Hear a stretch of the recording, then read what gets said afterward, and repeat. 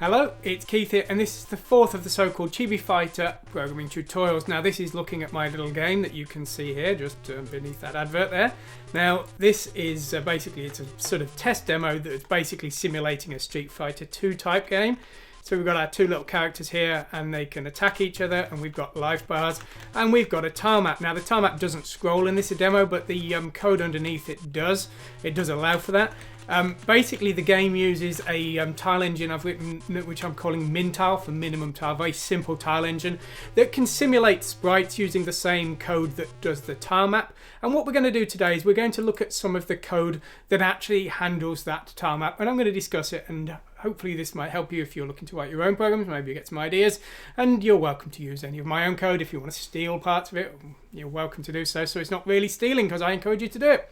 Anyway, let's go over and let's take a look. So the first thing we're going to look at today is the so-called draw players routine. Now this is the routine that will redraw the characters back onto the screen. So this is a multi-platform game. It runs on the Amstrad CPC, which is a bitmap-based screen, but it also works on systems like the Sega Master System, which is a tile sprite-based system, and it also works on systems like the Sam Coupe, which is a 16-color system.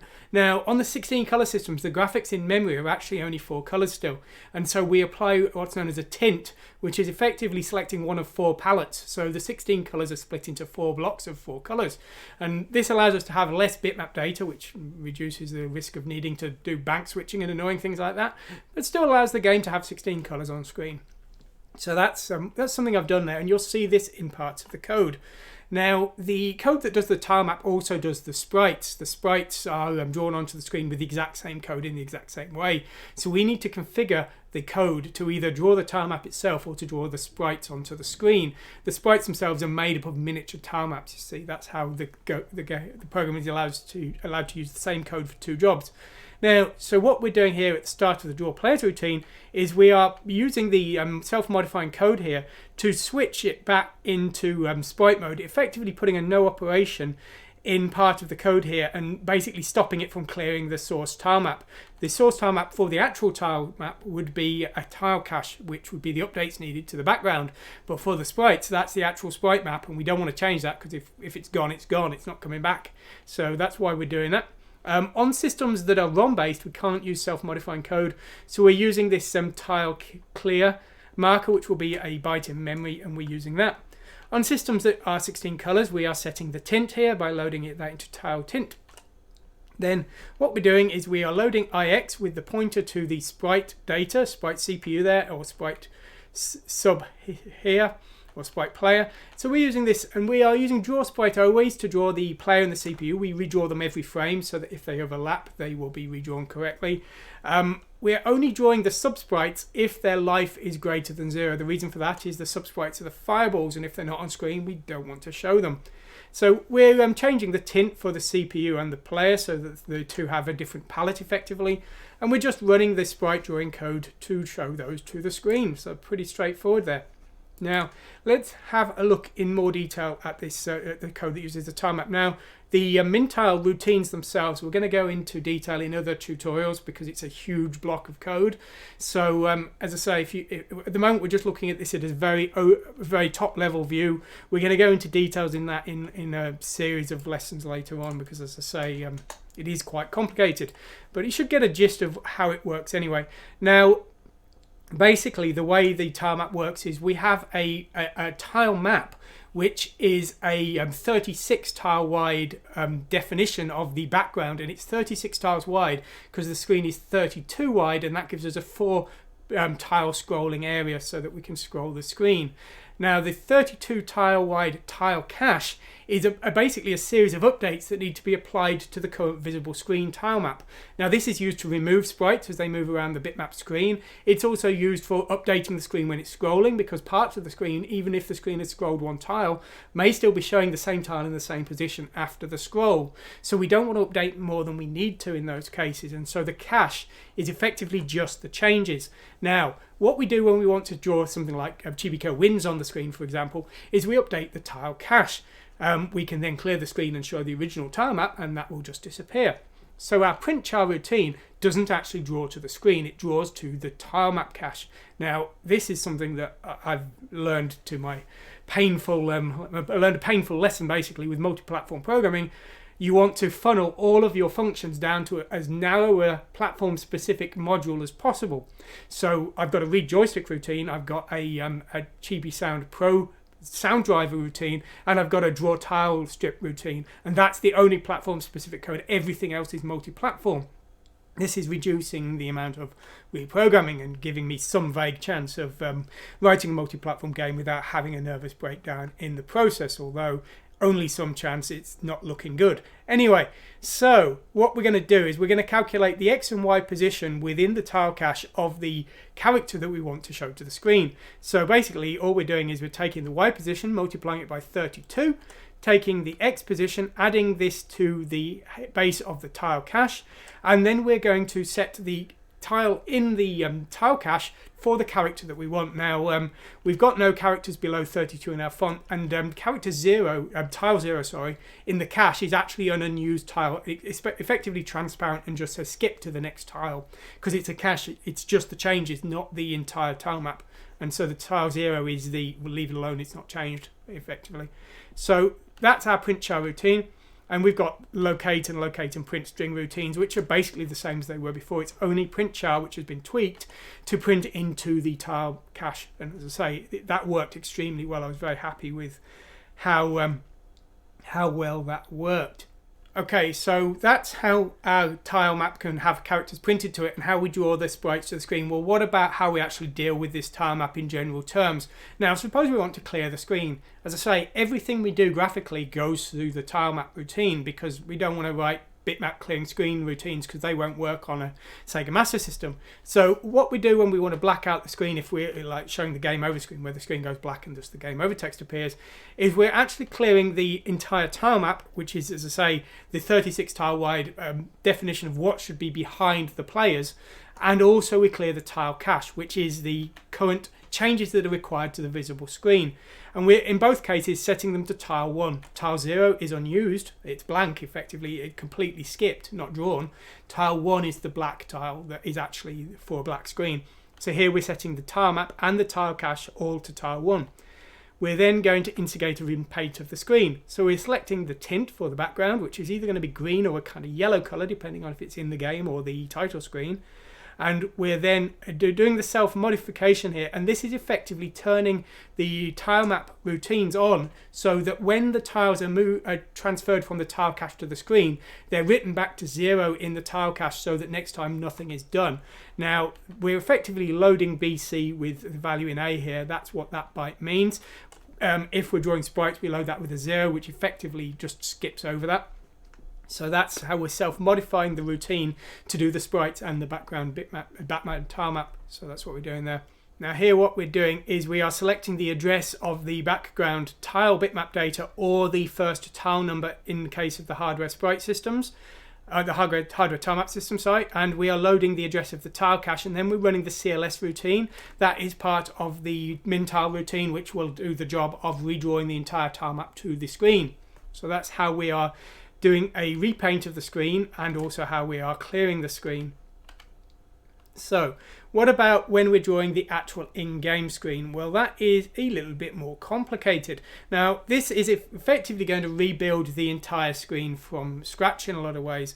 Now what we're going to do first is we're going to redraw the top strip of the screen. Now at the top of the screen we will have a life bar like this, and this is made up of the simple outline is done by the super tile code, so we are loading that in from the super tile map for the top strip, but then we have to draw the life bars and things in, and so what we're doing there is we're doing those as separate objects.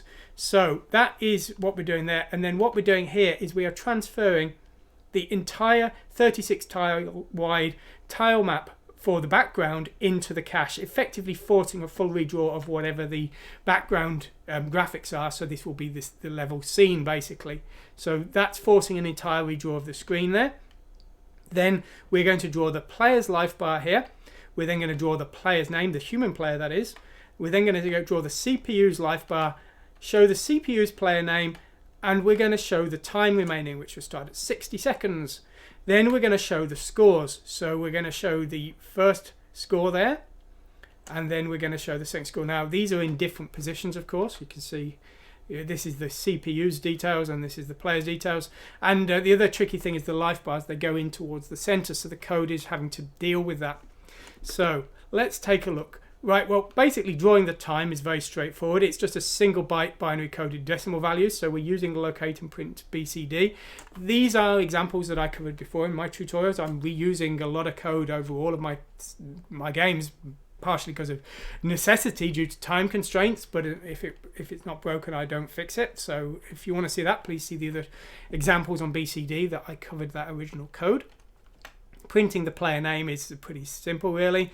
We're just showing the character's name, which we're loading in from the offset. IX will point to the player, and there is a word pointing to the address of the player's name, and we're just showing that. Now we also show the number of wins. Now that will be 0 or 1, because when a player gets 2 wins, the round ends. So we've got a character defined in our tilemap, a character in the font effectively, for I think it's a cross icon, and that's when the player has won a round. Now what we're going to do is we're basically going to check if the wins is 0. If it's 0, we show nothing, and if it's 1, we show a single one of those X's. But the position will be different depending on which player we are using. So what we're going to do is we're going to load B with the correct X position for the win icon, and then the Y position is always going to be 2 in both cases, and we'll show that character when it's needed. Now the other thing that's a little bit of a pain, to say the least, is the life bar. Now you can see what the life bar looks like here, and it's a series of blocks, and when it's full it will be the entire width of the screen, and then it will start going down towards the center.